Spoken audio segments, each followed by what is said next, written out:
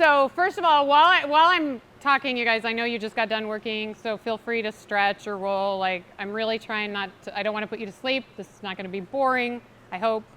But if you need to like move around a little bit, because I know after you just got done working out, sitting is probably difficult, I will not be offended if you start like just stretching or moving around. First of all, can everyone hear me?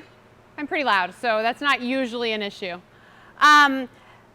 I introduced myself yesterday. Most of you I've gotten a chance to do. I'm Meredith with Maximize Nutrition. It's a company that we started, well, I started coaching nutrition a long time ago. Maximize has been around a year and a half after I left another company that I started. But my goal today is to talk to you guys about performance nutrition. And so we're talking training nutrition, pre, intra, post-workout training, talk about competition nutrition, and how it differs, but then also talk about some things that really can affect your performance and how nutrition plays a role in those, like sleep, stress, hydration and stuff. So that's kind of just what we're gonna talk about, but I really want you guys to ask questions. My goal is to give you something that you didn't know before. Because there's a lot of things out there that usually at the end of one of these, someone's like, most people are like, okay, there's at least one thing I did not know that. And so that's my goal, hopefully. I know you guys, a lot of you have a lot of background, a lot of history, you know your stuff, you're really smart. So my goal is to give you something new. Just a little bit about Maximize, about myself. So I've been a coach for a long time. I coached volleyball, I coached basketball, I taught yoga for 15 years. I'm a level 2 CrossFit coach, an Olympic lifting coach. I'm working on a board certification for nutrition, a national board certification. Probably will eventually get my level 3. We'll see.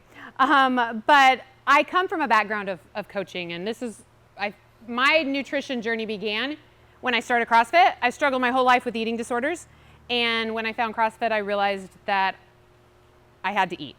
Like, if I wanted to look like the girls in the gym that looked great and could do the things that, like you guys, I had to eat. Like, that was a thing, and I did not know what to do. So I got a coach, a couple of them that are way smarter than I am. They're both PhDs, and I still reach out to them when I have issues with people that are difficult. Griffin can tell you that. When I don't know what to, we reach out to. So we have a lot of resources, but yeah, you know. But when I learned, like I said, when I learned that food was not my enemy and food was fuel, my goal was to tell the world, because it literally changed my life. And so I've been doing this full time for 4.5 years. I was a dental hygienist in a past life and coached part-time. Now I get to do this full time, so that's a lot of fun. But I also have 2, almost 3 other coaches that work for me. And we all have our own specialty. So Courtney's just coming on. I've been working with her on her nutrition, and she's coming. So that's why I said almost 3, because we're still getting her like on just on the back end type stuff. But she knows her stuff completely. But one of my coaches specializes in, we're all coaches, just so you know, but one of them specializes in perimenopause, postmenopause, and menopause, and then hormone nutrition for all women. My other one, she's an elite Ironman athlete. She's gone to Worlds several times, and she's an endurance athlete, and she's unbelievable. And so we all kind of have our own specialties. My love is working with elite athletes, from teenagers up to my master's athletes. Shout out to Ray over here, I've been working with for several years. So I love to help you be better. So that's my goal. Something hopefully that I can tell you today will help you be better. But we take a very coaching approach to nutrition. And so, but that's just a little bit about us and about who we are. And we're all over everything we do is virtual. So I'm from Kansas City. Some of you didn't know that, I'm not local. But I've worked with people all over the world. So everything we do is online. I have my laptop over here only to keep me on point, just so you know, because we did a podcast the other day, and the first thing Kyle said is, I want to talk about sleep, and we didn't talk about sleep the whole podcast. So this is to keep me on point. So I'm going to assume a lot of you know things about nutrition, but I also don't want to over-assume. So if I'm telling you something that you know, just try not to tune me out completely and come back. When it comes to nutrition, people always ask about calories, obviously, versus macros. When you're working on performance, it's important to do macros, honestly, to make sure you're getting enough. The thing that we see the most, 90% of the clients we work with are under eating, plain and simple. And you're like, no way, I am not under eating. There's no way.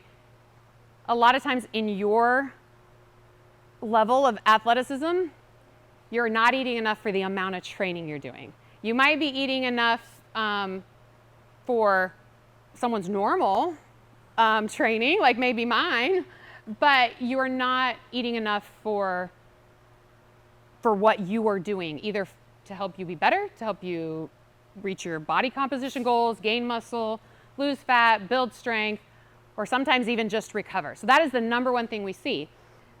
But it's not just about the calories, because you can eat 2,000 calories and eat all fat, right? Or all carbs. And so it's important to make sure you have enough protein, enough fat, and enough carbs. And the issue about under eating, and this is where we see it the most, it affects everything. It'll affect your sleep. People talk about how they don't sleep very well.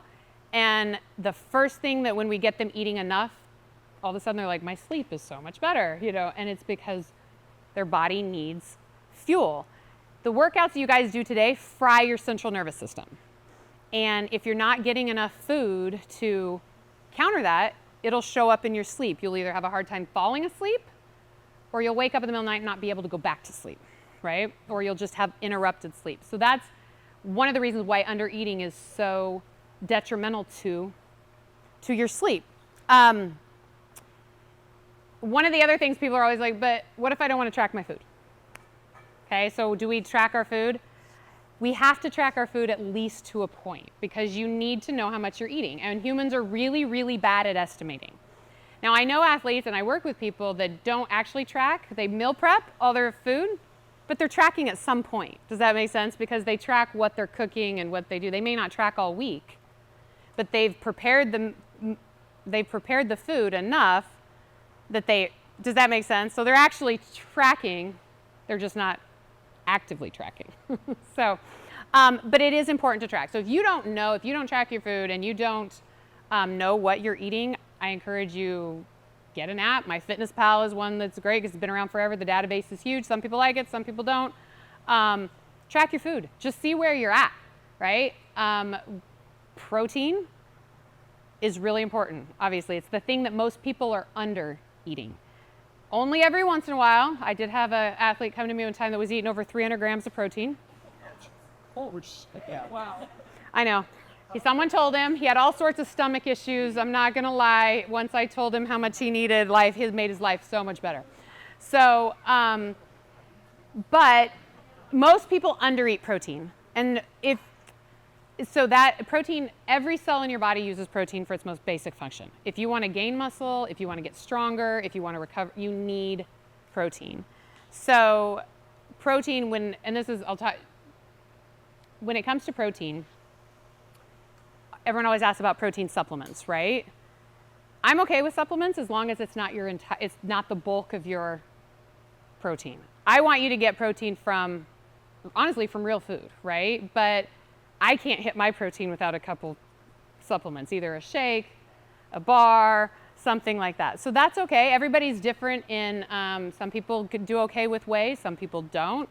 I have a really great vegan protein that I recommend for some people that is a pea-based protein, but it's okay to have protein supplements. It's just important to get most of your food from protein. Fat, this is the one that actually is tricky for most people, right? Because athletes a lot of times will focus on protein, and you guys know you need carbs. We've been talking about it the last 2 days.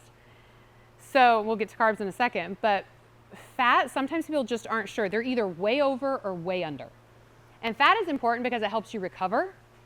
It helps your body absorb the vitamins and minerals in your food. Hormones are produced with fat. There's a lot of different things that fat does, and dietary fat and body fat are not the same, just throwing that out there. But it's usually, and fat is an energy source. It's not your most readily available energy source like carbohydrates, but it is an energy source for your body. And so you want to make sure you're getting enough fat. And then carbohydrates are your most readily available form of energy in your body, and they're your brain's preferred energy source. So people talk about carbohydrates, good, bad, ugly, and if you're not getting enough carbohydrates, one, you're not going to perform well, right? You're not going to think very well, you're going to crash. But carbs also help you sleep, which we're going to talk about more in a little bit. So that's just, like I said, quick breakdown on macros. Some of that is probably just a refresher for you guys. But with carbohydrates, when it comes to performance, how many of you have heard of carb cycling? Okay, a few. There are a few that better raise that hand's up, right? Okay. Griffin, I didn't see your hand, no. I don't count. Yeah, whatever. So there are a lot of different ways to do carb cycling. And carb cycling is where you have days where you have higher carbs and days where you have lower carbs. Even a workout and rest day type of a macro plan is a form of carb cycling, okay? I've seen people that do like a month of high carbs and, you know, a couple weeks of lower carbs, but if you look it up, there's a lot of different ways to do it. But the reason that carb cycling is important, there's a couple of them, especially when it comes to athletes. The first one is it improves what's called metabolic flexibility. Metabolic flexibility is your body's ability to switch between burning carbohydrates for activity and fat at rest. And when your body can switch back and forth between burning those efficiently, can switch back and forth between those efficiently, then that's when, one, it improves overall health, but that's when you can improve your body composition. That's when strength goes up.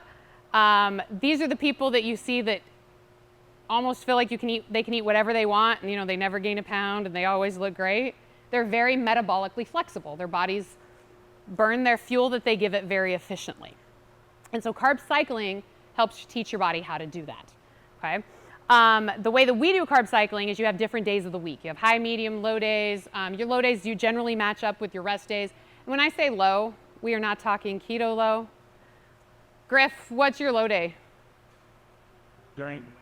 Like when we're trained, yeah, depending. So I'll use somebody else. I dropped Aaliyah barely under 200 on her low day, and it was the first, because we were in a cut. It was the first time in 2 years she'd been under 200 carbs on a low day, okay? Like, it's, oh, there you go. John's low day is 320. There we go. So, Ray, what are yours? You picking that? 259. So, we're not talking stupid low, okay? So it's just lower than your high day. But your fat should be higher on your low carb days. And the reason for that is because fat helps you feel more full and satiated. It's also a little more energy because your carbs are lower. So I said it was an energy source. So it gives you a little more energy. But also because fat helps with recovery. It helps your body absorb those vitamins and minerals. It'll help overall help your recovery better. So that is why we carb cycle. And if you want more information on carb cycle, like I said, let's talk about it. But the reason that it's good for athletes is because you can have the higher carb days fuel your workouts. They fuel your performance, they fuel your strength, they fuel, all of your workouts. So we throw in a couple of low days, and one, it helps you become more flexible, but it also forces your body to burn stored fat. And so it helps with body composition. And for an athlete, sometimes, like, ring muscle ups are a whole lot easier if you're 5 pounds makes a huge difference, right? So, well, they do for me. Actually, a lot more than that makes a difference for me. But Griff will talk about that too. Like, a little bit, if we can lose a little bit of body fat, it makes things easier, right? But it helps, really, it's about performance. It's about fueling your workouts and then giving you what you need to recover, but also teach your body to burn fat more efficiently. So that's why we carb cycle. And so, and obviously, like I said, if you want more, want to talk about that more, then let's talk about that more. But there's another way that we help with metabolic flexibility, because that's what you want. Honestly, it's an overall marker of health and fitness is to be metabolically flexible. And the 2 PhDs that I mentioned that I worked with, they were my coaches, and then I trained with them. They both wrote their thesis, and one of them did their doctorate on metabolic flexibility. So like I said, people way smarter than me, but this is really interesting stuff. But part of how you improve that is with your training nutrition, okay? So after your workout, I know I've been pushing carbs all the last 2 days, but how many of you do protein right after a workout? Okay? So that is the most common misconception when it comes to post-workout fuel. You do need protein, don't get me wrong. It's gonna help with protein synthesis, it's gonna help with muscle building, all of that, but getting it immediately after is not what your body needs. Your body needs carbohydrates. And the reason is because you just depleted all of your energy stores in your muscles, right? The glycogen is gone, there's nothing left. To replenish that, your body has to get carbohydrates as quickly as possible. That's why we've got simple carbohydrates. There's no sweet potatoes up here, no oatmeal, right? It's gonna take a long time to digest because your body needs to get it as quick as possible. And once you get those carbs in and your body digests them and replenishes those glycogen stores, then it will switch to burning stored fat. But if you don't get those carbs in right away, or you mix those carbs with protein and fat, which slows down the digestion of them, then your body it's not gonna replenish them quick enough to where your body will spend the rest of the day trying to burn the carbohydrates that you put in your system, but it's not getting them quickly enough, and so it never switches to burning fat for energy. Does that make sense? So you need the protein, but what I tell people is you need about everybody, and again, this is different for everybody, and like with my elite athletes, like it can vary depending on the amount of training, but immediately post-workout, you need a minimum of 30 grams of carbohydrates. Immediately. And I'm talking, and I was like slow on the gun yesterday and I didn't have them out for you. But I mean, we're talking, you sit down, you get your breath, you're changing your shoes, you're eating. Okay? And that's gonna come in when we talk about competition nutrition in a minute because that's important there too. 30 grams, just as an example, that's 30 grams, Gatorade. 2 applesauce, roughly. That's 3 of these oranges. That's 30 grams, right? 3 of these wonderful gummy bears that I have, these are 10 apiece, right? So just as an example of what 30 grams looks like. Oh, what? Does Gatorade zero? No, it doesn't have sugar in it. Is that what you wanted, Amanda? You want them all? Okay. Hey, this is what we should do. I should be sorry. Yeah, I should be throwing candy out. Man, it's like, that's what I should be doing. Let me get that. Yeah, maybe. Sorry, what did you ask? And Gatorade. No, because there's no sugar in it. So the reason that Gatorade exists is not just for the electrolytes, it's for the sugar, right? Sports drinks, when I was growing up, parents were like, no, you can't have sports drinks, they're all sugar. That's the point. I mean, it's the point. That's why they had it. That's why it's a recovery drink, right? So it does have electrolytes in it, but you need the carbohydrates. You need sugar, okay? So that's the thing that I can tell you. If I tell you do that right now, like if you try to start implementing that, it also helps with recovery. I haven't talked about pre and intra, I'm going backwards, but it's fine. But how quickly after that workout that you guys just did, how long before you could do it again? Anybody? A week, yeah? No, seriously, like the 25-minute, how long before you could do it again? If Griffin tells you you cannot leave this and he's never going to talk to you or coach you again until you do that workout, how long? Intensity? You have to say 4? No, probably not, but still at a high level. Like it may be an 8 out of a... 2 hours, 2-3 hours. Do you know how long it should be? How long should it be? Griffin? An hour. Yep. You guys should be able to recover and get back up there in an hour. But do you know why? Think about a competition. Yeah. Think about a competition. Sometimes you have to turn around and do it, I mean, depending on how big the competition is, right? But sometimes you have to turn around pretty quickly and do another workout, right? So again, it may not be exactly the same, and I know modality and all of that, but you should be able to have the recovery and the energy to turn around and do it within an hour. All right? So if you're telling me a week, then we really need to talk, okay? We got to really have some conversations. Yeah, unless your hands are ripped or, something like that. But So that is why nutrition around training, not just in general, right? We got to make sure you're eating enough all the time, but definitely around training, you've got to get it in. Now, protein, get that in too, but wait about 30 minutes, right? So get your carbs in right away, wait 30 minutes, get your protein. If you want to have a meal, eat your fat, that kind of thing, right? Again, everybody's a little different on exactly how much they need and what they need, but that's a good place to start. It's a good general rule, okay? I said I was going backwards, I really am. Now we're gonna talk about how many of you eat or drink or something during training Besides the water? besides water. Oh, okay. Sorry, something with calories, something with carbs, something with, what did you say? Sometimes some bullet. Well, there you go. It's got carbs in it. If you train for more than 90 minutes, you need something during training. Okay? I say about every 45. Every 45 minutes, you should be having about 30 grams of carbohydrates. Now, again, I cannot eat. Even when I was a runner and I ran a marathon, I could not. People were eating even gummy bears, which I love. I could not eat while I ran. So I ended up with gels, but liquid carbs are completely fine. That Gatorade right there is really easy to put down in the middle of a workout.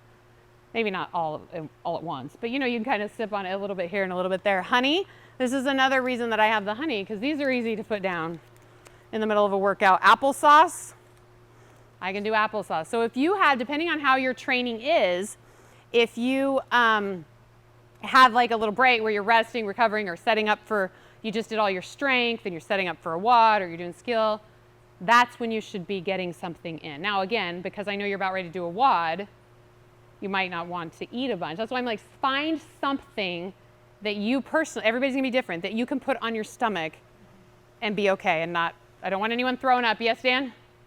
Question for the other people. Get for everything. Yeah, there's no Powerade. Oh, Why not?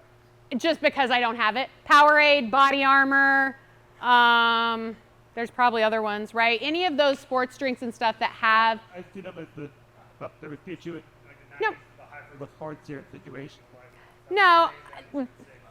Again, that could be, right? Like some of that's, I personally am not a fan of high fructose corn syrup, so I would rather see it be glucose, sugar, but those are usually generally okay. They're all a little different. If you look at them, so there's so many different versions. Like you said, there's a Gatorade Zero. Now there's like 4 different types of Gatorade, but just look at the ingredients. Just make sure it's got sugar. Okay? About that? Yep. Oh, okay. That was a specific question. So, yes. Can you talk a little bit more about the protein carb mix to post-workout? Yeah. So you want to have carbohydrates right after, about 30 grams, then wait 30 minutes and have protein after that. That is like a general rule. Now then there's all these other little like caveats, and I'm trying not to like overwhelm you. Occasionally, people could do a little bit better with just a straight whey protein, because whey protein does actually digest pretty quickly and it doesn't slow down the digestion of your carbs, but most people sip on their protein shakes and they don't get it in fast enough. So that's why I generally say just carbs, but I've had a couple athletes that will do just carbs after and then they sugar spike and crash. So they actually, not everybody, but some of them, and so they actually need something like protein to just make it a little bit better. But again, that's very individual. Does that answer your question? Or sorry, does that? Because like what I do 50 protein, 42 carbs, like let's say 30 to 40% stuff. Yeah, Like, is that that's good. or not just good? I would get it in sooner. Your body needs those carbs with that. Maybe I should have been more specific. Your body needs those carbs within 30 minutes after your workout. That's why I said immediately.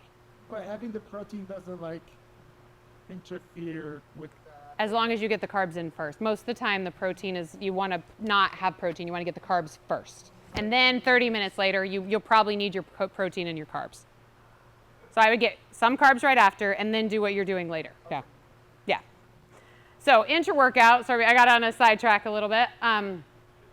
Intra-workout every 45 minutes, Okay, that's when you should probably have some. Again, everybody's a little different. Some people need a little bit more.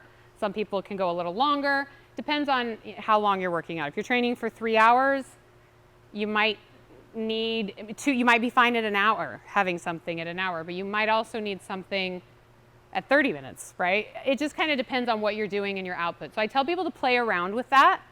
Find something that you can eat during workout, eat or drink or something that helps sustain your energy. So you have that push at the last half. Because in that first 45 minutes, well, we're going to talk about pre-workout here in a minute, you're using all your energy stores in your body. You need to be refueling it as you go. Okay?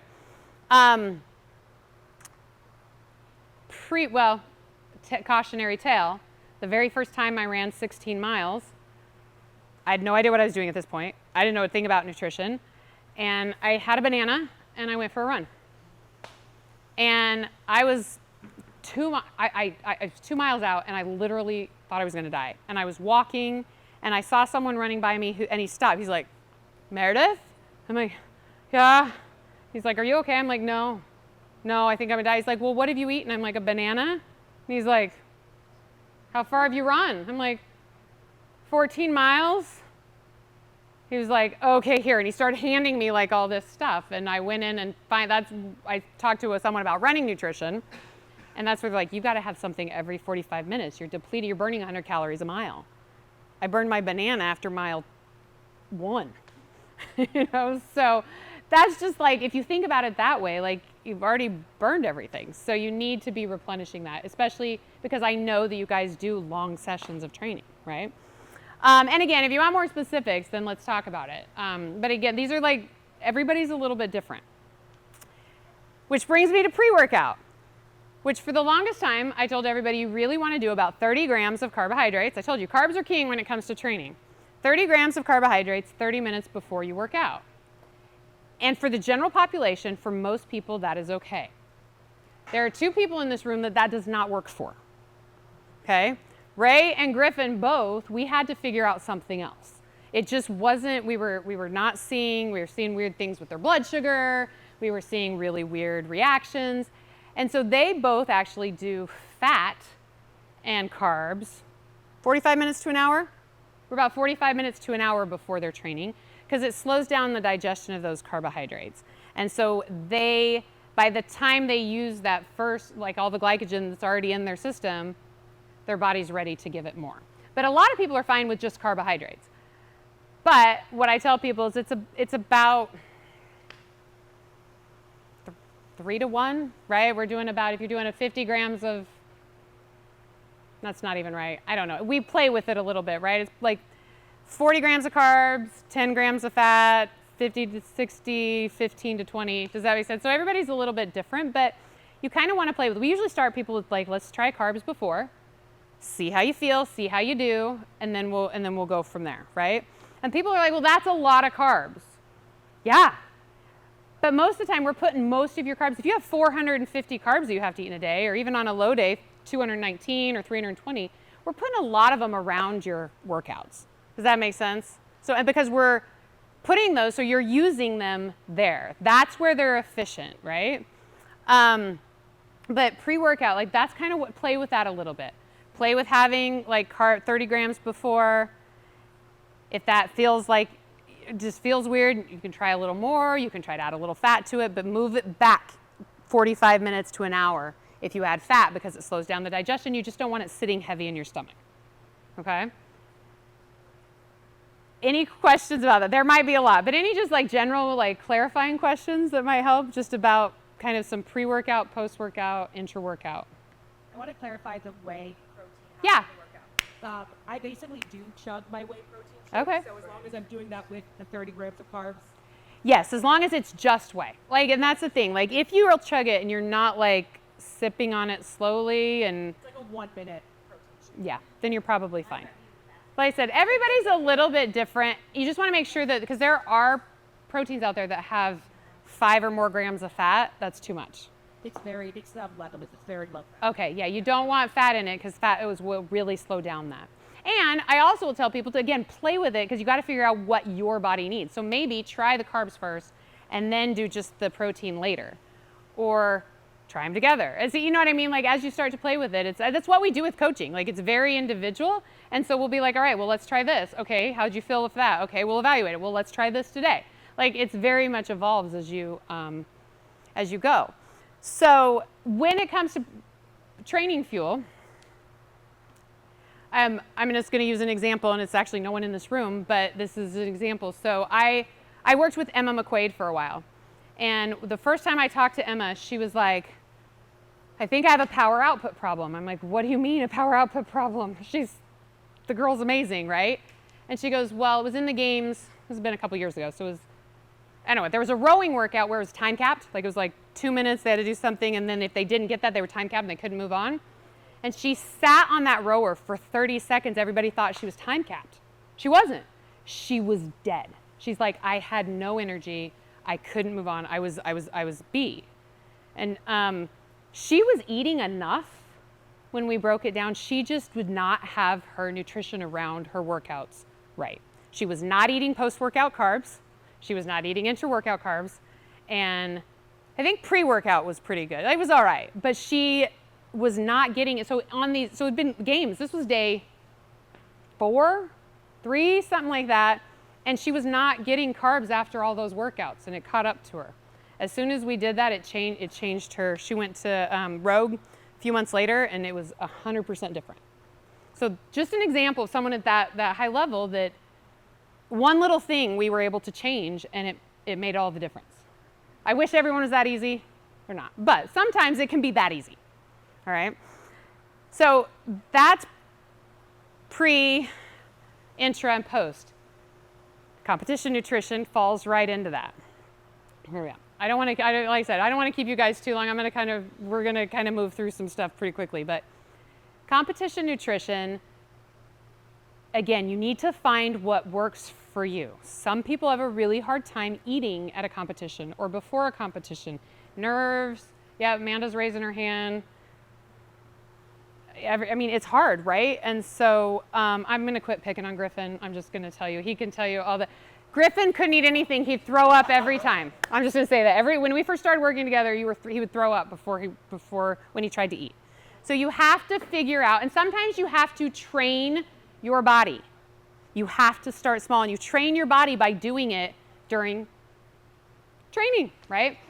So generally, in a competition day, I always tell people, you don't eat anything new. We just had this conversation. One of my Iceland girls was like, can I have Five Guys? It was during the games. I was like, no. Have you ever had Five Guys? No. I'm like, no, nothing new. Nothing greasy, nothing spicy, nothing new competition day before, anything like that, right? You want breakfast about 2 hours before your first event, all right? And then you do what you do during training. If you eat 30 grams of carbs before your first event, you have 30 grams before your first event. If you do fat and carbs before your training, you do fat and carbs 45 minutes before your first event. You make your competition mimic your training, right? But you've got to get those post-workout carbs because you've got to come off. Your intensity is higher. You're like, okay, but that was a 10-minute workout. But in a competition, your intensity is going to be higher. Your adrenaline's there. You're burning so much more that you need those carbs after. And then depending on the space of your events, like if you've got a couple hours, then you're going to, in the middle, you're going to need some protein, you're going to need some fat. Peanut butter and jelly is fantastic, right? You're going to need things that digest quickly. Smoothies, we did smoothies for a whole semifinals last year, didn't we? That was what we did, smoothies, right? Because that's all we could get down, right? But that's okay. You figure out, and so you get volume with protein and fat, but things that will digest pretty simple that your body is used to in between those events, and then you go to your pre-workout fuel, post-workout fuel, and then you go. Does that make sense? Like when I actually do competition plans. I've done them for all of you guys, but Courtney just recently, when she went down to Monster Games, and I literally write out the time. At 7 a.m. you do this. At 9:15 you do this. At 10:30 you do this. At whatever, so you know exactly what to do. So that's what we do for our competition athletes, right? Yes. Does that change in competition for post-workout carbs? You said like give or take 30 grams within the first 30 minutes. Does that change? Does that increase? It depends. Usually, no. Usually we figure it out in training. If you have 30 carbs after your normal workouts, it's going to be 30. If you have 40 or 50, it's generally 40 or 50. If you do 100, Griff, at one point we were doing 100 post-workout to sustain him for the rest of the day. He was not eating 100 carbs after each event. But we kind of scaled it that way. Yeah. But then again, you just want to make sure that you're going to get protein and fat. Like you want to eat lunch. You never eat rice during competition. Like during the competition. Night, before bed, great. During competition, no rice. It expands in your stomach. It'll sit there. It won't digest. It's not pretty. Okay? Huh? Pasta doesn't expand in your stomach like rice does. If you have, and so it's usually if you have 2 to 3 hours before your next event and you're eating lunch, like that's how we do timing, right? So, and then at night you want to eat things that you normally eat. Chipotle is fantastic, right? Some people can do steak and stuff at night. Is that my alarm that I'm done, right? Are you telling me is that cutting me off?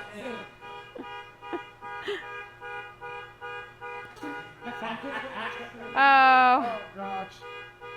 it's okay. It's all right. I don't know. I don't know if I can talk over that. There you go. You just weren't close enough. But again, it depends on if it's a 1 or 2 day competition, right? So carbs are king on competition day. Of course, you want protein. You're going to get protein and you're going to get fat, but how much depends on how quick. I've done people that have had like 4 events from 9 a.m. to 4. They are mostly eating carbs. They might have some protein and a little bit of a protein shake, some fat, peanut butter and jelly, something like that. But then you're going to get your protein and fat in dinner and everything, and you're going to have it in breakfast. What are good examples? You said rice is not good, but like, let's say I have 2 hours between events and I want to eat like a solid meal. Sandwiches, Okay. turkey, cheese, peanut butter and jelly, potatoes. I've seen people do chicken and potatoes or something like that. Sweet potatoes. I cannot. I could do, I did ham and cheese on a Hawaiian roll with a little bit of mustard. Like that was like my goal. Peanut butter, jelly's good, things like that. You want things that will digest really quickly. But again, you have to test it. You can test it, but you do that a little bit at a time, right? Especially if you have different, and that's another thing we can talk about when you have 2 separate sessions during the day, like 2-a-days, right? What you eat for lunch. That's also how you train for competition. You do your pre, intra, post. What you eat between your second session can be what you eat if you have that 3 or 4 hours, right? So but again, everybody's a little individual, and I'm trying to give you guys just some things to walk away with that you can work on and that you can experiment with. We're always here to help, but so I have questions on that. I have one Yeah, it's okay. more. You said breakfast before competition, you go in like 2 hours. Mm-hmm. What if, because it's going to happen in about 2 weeks, what if you have a super early event, How early? like 7:30, 7:45? An hour and a half. You need to be eating at 6. Okay. Get up, eat something, go back. And honestly, pre-workout breakfast, a bagel, peanut butter, a banana, protein shake. I have people that can do eggs, not many. Some people can. Could you do eggs on a competition day? No. Some people can. I can't. Things that will, like a bagel, honestly, a bagel, peanut butter, and banana are fantastic with some protein. Oatmeal, some people do overnight oats, things like that, but about an hour and a half to 2 hours, depending on. Does it have to be as big as like a regular? No, it's not going to be a huge breakfast. It'll probably be about 30 to 40 grams of protein is what you'd like, about 50 carbs and about 15 fat. So, okay, I know I don't want to keep you guys, it's already 6, so I don't want to skip over these 2 quickly because these are really important, but I want to talk about sleep and I want to talk about hydration, okay? Sleep is super important. I hope you all know that, all right?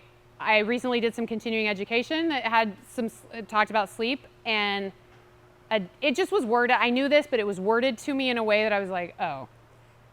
You have a triarchy when you're coming to try performance, right? Nutrition, training, and sleep, right? One night of bad sleep does more damage to your goals than a day of eating like trash and not training. One night, right? That's depressing, honestly, but.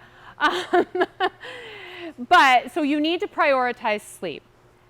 However, a lot of times people have issues sleeping. I have a hard time falling asleep. I'm not waking, I wake up in the middle of the night, I can't go back to sleep. There are a lot of things I know that can affect it, but the first thing that we try to have you look at is your nutrition. One, making sure you're eating enough. But the second is timing of your food before bed. Fat and protein raise your core body temperature.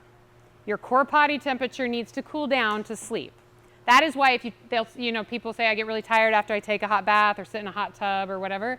It's not the heat that's putting you to sleep, it's your body cooling down that makes you sleepy. So your core body temperature has to come down. Fat and protein raise your core body temperature, so you have two systems working against each other. So I tell people to try not to have fat and carbs 2 hours before bed. Or not carbs, sorry. Fat and protein 2 hours before bed. Sorry if I misspoke there. Fat and protein 2 hours before bed. Carbohydrates, on the other hand, you guys, there's a reason carbs are king most of the time. Carbohydrates can actually help you sleep. They do not raise your core body temperature. They can calm your CNS, and they can help your blood sugar not bottom out in the middle of the night. So if you're having a hard time falling asleep or staying asleep, I will tell you to have 20 to 30 carbs before bed. And on competition day, I'm going to tell you to have 30 to 40 carbs 30 minutes before you go to bed, because that's going to make sure everything is replenished and good for the morning and that you sleep well. Okay? If you wake up in the middle of the night and you can't go back to sleep, get up and eat something. Carbohydrates. If you're crazy, like me, you keep applesauce in your nightstand. Because I don't like to go out into the kitchen. I'm not kidding. Jeff can attest, right? John started doing it. Yeah, it makes a huge... Griffin, how many times have you woke up in the middle of the night and eaten a bowl of cereal or something? Yeah. We can't count. Yeah. That's when and then we have to figure out, the problem is then we have to try, the goal is as a coach to figure it out so you don't wake up in the middle of the night, but Griffin's a special case. Well, wait, so I have a question. Yes, yeah. So if you're waking up at 2 o'clock in the morning and having a bowl of cereal, do you have to down that towards your macros? No, and the reason is because if you're waking up hungry, you needed that food. Unless you... Watch her set an alarm. Okay, but if you're set an alarm to eat... No, just kidding. That's something different.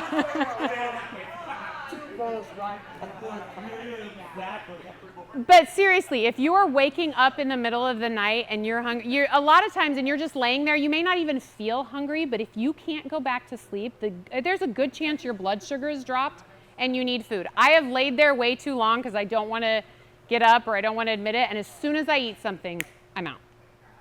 So just, if you struggle with sleep, that is what you want to do. But again, sleep is just so important, okay? All sorts of things. Yes, Amanda, sorry. So, like, I don't think, right. you said if you're having trouble falling asleep, have Carbohydrates. carbs. But what if you're on a cut? So you're purposely in a calorie deficit, so you naturally are going to be hungry at points because that's the nature of being on a cut. Yep. The only thing I'll tell you is I don't want you to be hungry before bed. I would adjust the rest of your day so you can have carbs before bed. Did you guys hear that? So she asked if you're in a deficit in a cut and you're trying to lean out or lose weight, how do you have carbs before bed? I would have carbs before bed and figure it out somewhere else in the day. Like, change things up a little bit, maybe breakfast or like take 10 carbs from all 3 meals, and that gives you your 30 carbs at bed. Okay, that makes sense? That was a great question. I'm glad you asked that. So, but again, sleep is really important because if you're not sleeping, cortisol levels are going to be high, hormones are going to be all out of whack. Yes? I have a question. So you talking about how, like, you're eating enough, it can affect your ability to wake up? Yes. Like, at the flip side of that, if you're not eating enough, you sleep all the time. Yes, but it's not good deep sleep. So if you are really under eating and you're crashing and you're exhausted all the time, like that 2:30 crash in the afternoon, where you just feel like you could sleep, you don't have a lot of energy to work out, you work out and you just want to take a nap, that is probably an under eating. But it's probably not quality sleep. It probably isn't, because you sleep a lot and it doesn't get better, right? You sleep, those are people like, I slept like 10 hours and I'm still exhausted. That's definitely part of it. Yes, Dan? Does that also apply to the random Jamok? The what? The random Jamok, the Daily Joe. Oh, yes, 100%. Yeah, that is not just competition athletes. I have like people that only walk as workouts, right? And they're not sleeping. That's one of the things I will tell them, to get carbs before bed, make sure their meal is far enough away. But the other thing is, how many of you heard, I mean, I hope you guys know this, but how many of you heard that you shouldn't eat 3 hours before bed? Right? I grew up with that. That is also wrong. Because if you think about it, if you stop eating at 7, we'll say 7, and you don't go to bed till 10, and you wake up at 7, that's 12 hours without food. Your body, you might not have quality of sleep. You might wake up, you might toss a turn. People wake up at 4 and they're like, I can't go back to sleep. Yeah, you probably need some food. Okay, sorry, I'm gonna run into things. So, does that answer your question? Yeah, so I really talk about nutrition around sleep with every single client I have, from my 13-year-olds to my 75-year-olds. Okay, so, but again, you guys, sleep is super important. Yeah. Question about kind of a tangent with the coffee question and hydration. I think you're leading right. Oh, yeah. Is there? So I've heard a lot that no caffeine within the first 90 minutes of waking, but like start the day with like salt, electrolytes, but not like caffeine, or you have to 90 minutes. Okay, so we're going to talk about caffeine real quick in just a second. Let's talk about hydration first, and then we'll talk about caffeine. So I'll kind of get to that. So water, right? Everybody drinks water. Most of you need, actually, I tell everybody they need between 100 and 128 ounces of water. How many people think they get that? 100 to 128 ounces. Pure water, or can you with like? Oh, with any kind of water. Yep. How many people do electrolytes at all? Hey, that's good. This is the conversation I have the most during the summer, but in general, like I have people that be like, man, I'm just more sore. I'm a lot more sore than I thought. Man, that workout must have been really hard. And I'm like, well, how much water have you had? Oh, probably like 60 ounces. It's a hydration thing. Like you need we were having this conversation with Ray last night. You know, when it's bedtime, you know if you haven't had enough water. You don't feel good. You need 100 to 128 ounces of water, but especially because you guys are working out hard and you're sweating, and not just in the summertime, all year. But not just water, you also need electrolytes. You need sodium, potassium, magnesium. So whether it's a Drip Drop, an Element, a Noon, Gatorade, you need something with electrolytes to help your body absorb water, right? Because I actually had a client that was drinking almost 2 gallons of water, no electrolytes, and he was super dehydrated because he didn't have the electrolytes in his system.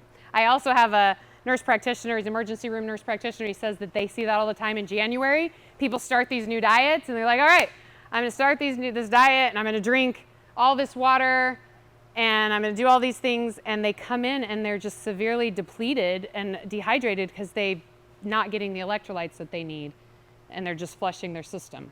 Okay, so you need electrolytes and you need 100 to 128 ounces of water. Now what counts as water? Any protein shake that you add water to, right? That counts. Coffee does not count because it has caffeine in it. Anything with caffeine does not count. Anything that doesn't have caffeine, if you have decaffeinated coffee or herbal tea, that counts for water. Wait, you just say that's what? Decaf coffee? If you I mean, because it's water. I know it, man. It was 90. Oh my. Yeah. Herbal tea, that counts as water. Anything with caffeine. So pre-workout, if your pre-workout's caffeine in it, it doesn't count. Coffee doesn't count. Or something else. BCAAs, if it's just BCAAs, that's fine. But if it has caffeine in it, it doesn't count. Okay? So water, again, really super, super important. Your body does not function with 80% water. If you're not getting enough water, you're not going to see the results that you want to see. Okay? And these are all the things we talk about. There's one last thing that I want to talk about before we just kind of wrap everything up. And I know I'm opening a Pandora's box so just bear with me. We're going to cover this if you have more specific questions. It's about supplements. Okay? Supplements. I don't recommend a ton because I want you to get most things from food, right? Your vitamins and everything like that, right? We talked about a protein supplement, that's fine. There are a few that I recommend, and the first one is creatine. Every single one of you should be taking creatine. Yes. My creatinine level is too high, so my doctor told me to step down. Let's talk about that because there's a couple things with that. So there might. What'd you say? I said, fuck that doctor. All right. Like I said, there are some reasons, and it could have been timing on when they did the blood work. But seriously, because there's a reason. Creatine is the most studied supplement in the world. I keep referring to, I should tell you their names. Mike T. Nelson and Brad Dieter are the two PhDs that I work with. And Mike has done a ton of research on creatine. And they are actually finding that it helps to prevent and heal traumatic brain injury. So people that's why they're giving it a lot to military, football players, that kind of thing. But as we age, they are finding that it is helping with dementia. It is helping our brains be healthier as we age, right? Like, they're not going as far to say as like it's going to prevent Alzheimer's, but they are finding it is helping with brain health as we age.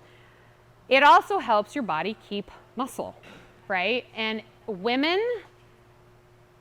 stay away from it a lot, and women should be on creatine. It also helps your body balance hormones, believe it or not, right? And it helps, there are so many things with creatine. The only time I get hesitant with creatine is like something like you said, your creatinine levels were high, but there can be some things around that we can talk about. Teenagers would be my other thing, but if they're 16, generally it's okay for them to be on it if their parents are okay with it. Just FYI. So if you have any other more specific things about creatine, I'm just saying 5 milligrams creatine monohydrate once a day. There are a lot of different views on pre-workout, post-workout. Really, they say just take it consistently. I put it in coffee in the morning because I make sure I get it, right? But if you like it in your pre-workout shake or your post-workout shake or whatever, your pre-workout or your post-workout, yes, Stan, that's fine. What? Similar lines like Dr. Sandy got creatinine levels. Your thoughts on doctors not claiming that it's impacting blood pressure? The creatine's impacting blood pressure? Negatively impacting blood pressure in teens. In teenagers? Teenagers at least very 60 to that. Say that again. Sorry, I'm just having a hard time. 60 to up. That it is impacting their blood pressure? Impacting their blood pressure 60 to up.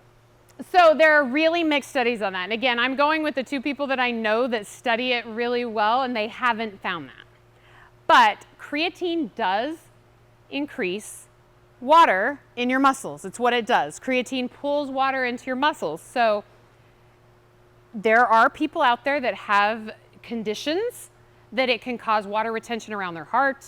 That can cause a little bit of, like, there's things like that, but these are outliers, right? But I've had women say, well, I can't take creatine because it's going to make me gain weight. It might make the scale go up a pound or two, I'm not going to lie. But it's water. It's just water. And you can see the differences. Actually, Ray's wife is a really good one. I'm going to use Ray's wife. She had to go off of it. She had a little surgery. She went off of everything. And we had her off of it for 2 weeks, and she went back on it. She gained like 2 pounds, and in like a week, it went right back down. Like, your body will adjust, okay? But Dan, those are some real outliers on those things. I hate I don't want to get into that. So creatine, sorry, I spent way too much time on creatine, guys. Creatine, glutamine, well, hold on, we're not going to go on that one, never mind. Creatine, magnesium is good, it helps sleep. Magnesium is something that can help you sleep. I've had people get off of like melatonin and Tylenol PM and all of those things by just having some magnesium before bed. Magnesium, glycinate, you don't want to take too much. It can cause some digestive issues, but start with one. I walk around too much. I'm going to kill myself. Just start with one before bed. It's good for you. It will help you sleep deeper. It helps digestion. Like, there's nothing wrong with magnesium. The only other one that I ever really recommend on a regular basis is a probiotic. Most people should be taking a probiotic, and because we don't, just to help our bodies produce or help our bodies digest our food better. There's a lot of processed food in the world, a lot of things. Even if you eat super clean, that doesn't mean you've always eaten super clean. And taking a probiotic can really make a difference with your digestion, but it also, a lot of things happen in your gut, right? as far as hormones regulation and everything else, like as your hormones decrease as we age, your body starts not digesting food as well, and you don't, and you can actually, if cortisol levels are high, you're not going to be digesting your food as well. A probiotic can help that. A probiotic also has digestive enzymes in it that helps your body digest protein better and help your amino acid levels of protein in your blood be higher. So a probiotic is always a good idea. There are a lot of different questions about probiotics in specific, so like I said, we don't have near enough time to get into all that, but if you have more specific questions about that, let me know, but it is really good. The last thing I want to talk about real quick is caffeine. Okay, you will never, ever, ever hear me say not to have caffeine. Those words will not come out of my mouth. It's about how much and when. So caffeine stays in your system, it is proven, for 8 hours. And if you have it within 8 or shorter than 8 hours before bed, it will affect your sleep. I am that person who will drink something at 7 o'clock at night and say it does not affect my sleep. I can go to sleep. I can fall asleep. It affects my quality of sleep, right? So I tell people, if you're someone who has late afternoon caffeine, start backing it up. Like if you go to bed at 10, try not to have caffeine after 2, okay? I know. But here's the thing, people are like, there's no way I'm not gonna have that energy. But if you're eating enough and you're eating in the right timing, you usually don't have that crash in the afternoon either. So that's part of it. The other part is about too much. One, because it is an appetite suppressant, and people will drink a lot of caffeine and not eat. That's a problem, right? The other one is because it's a diuretic. It's going to dehydrate you. So, not to mention caffeine at high doses can cause all sorts of heart palpitations and all sorts of other things, right? So, caffeine, everybody's a little different. I really wouldn't have more than, and this is stretching it, I really wouldn't have more than 200 milligrams a day, and that's really high. So, okay. Yes, Dan? What about adult? So, you're looking at the most ADD person in the entire world right here who is actually medicated for it, so we need to move on. So we want to just bypass that and move on.